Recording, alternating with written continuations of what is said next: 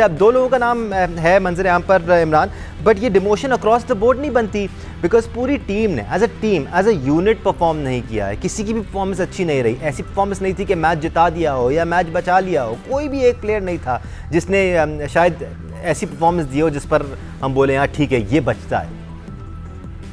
सबसे पहले तो मेरा ख्याल है कि अगर मैं कुछ अर्सा पहले पीछे जाऊं, जब हम लोग क्रिकेट खेलते तो उस वक्त जहाँ तक मुझे याद है कि 1 साल का कॉन्ट्रैक्ट होता था और 6 महीने का होता था।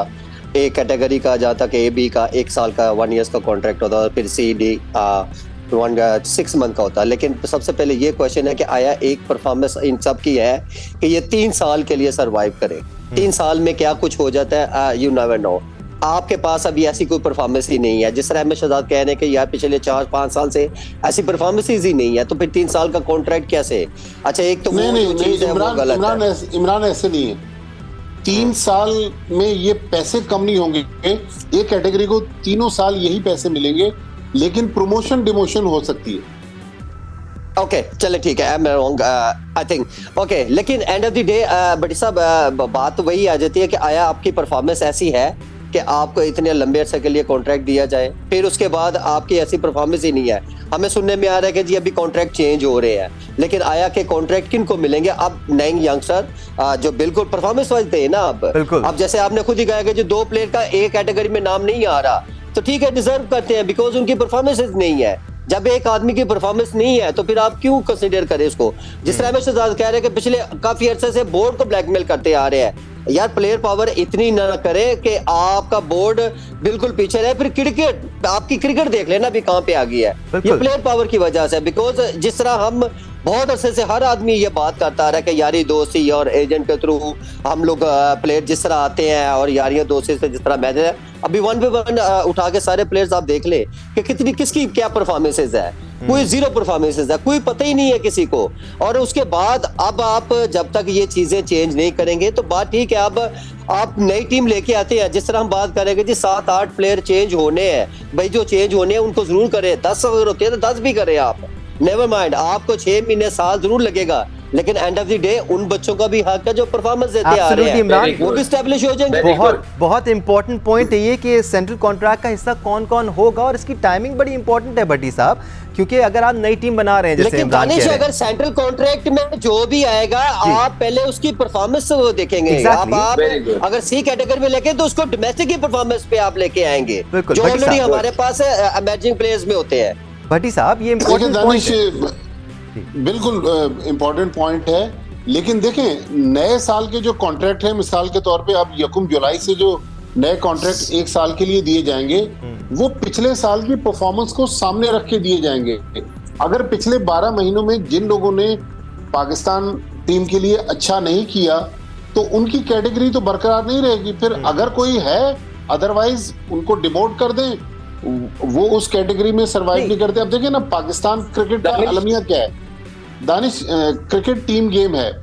मैं फिर T20 वर्ल्ड कप पे जाता हूं। आज मैंने एक और खबर दी है कि मोहम्मद आमिर अपना पर्सनल ट्रेनर लेकर गए थे आयरलैंड, इंग्लैंड और फिर अमेरिका। पैसे उन्होंने दिए, लेकिन ये कैसे हो सकता है? ना पीसीबी ने इजाजत दी उनको जब ही लेके गए। बिल्कुल दानिश, असल में सिस्टम हमारा खराब है ना। मैं असल बात करने जा रहा हूँ कि 14 अहमद मैं आ रहा हूँ, भट्टी साहब बात कंप्लीट कर ले फिर मैं आपके पास आ रहा हूँ।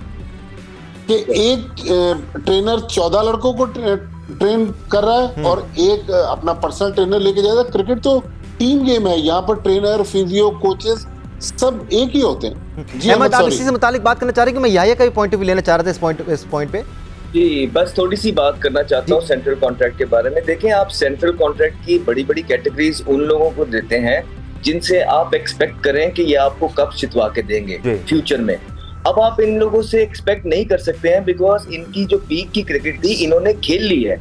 अब इन सारों का ग्राफ डिक्लाइन की तरफ है, तो अब आपने उन लोगों को बड़े बड़े कॉन्ट्रैक्ट्स देने हैं, चाहे वो बच्चे हैं जो भी हैं, जिनसे आप एक्सपेक्ट कर रहे हैं कि ये 2026 का टूर्नामेंट आपको जितवा के देंगे और खेलेंगे। दिल बड़ा मेरा नहीं ख्याल है कि इस टीम में 6 से 7 प्लेयर इस तरह के हैं कि जो 2026 के टूर्नामेंट में हम देखते हुए खेल रहे हैं। अगर तो आपने 2026 वाला भी उन्हीं के साथ जाने की आप प्लानिंग कर रहे हैं तो यकीन जाने जिस तरह 5 टूर्नामेंट आप पहले हार गए हैं इसी चक्करों में, तो आप 2026 में भी आधा टूर्नामेंट घर से ही हार के जाएंगे। Gentleman, let's move on. Azhar Mahmood और वहाब रियाज की प्रेस कॉन्फ्रेंस हुई, या आपकी तरफ आऊँगा और उनसे काफ़ी सारे सवाल किए गए, लेकिन मेरा दिमाग शादाब खान पे अटका हुआ है क्योंकि दोनों ने ही उनको भरपूर डिफेंड किया।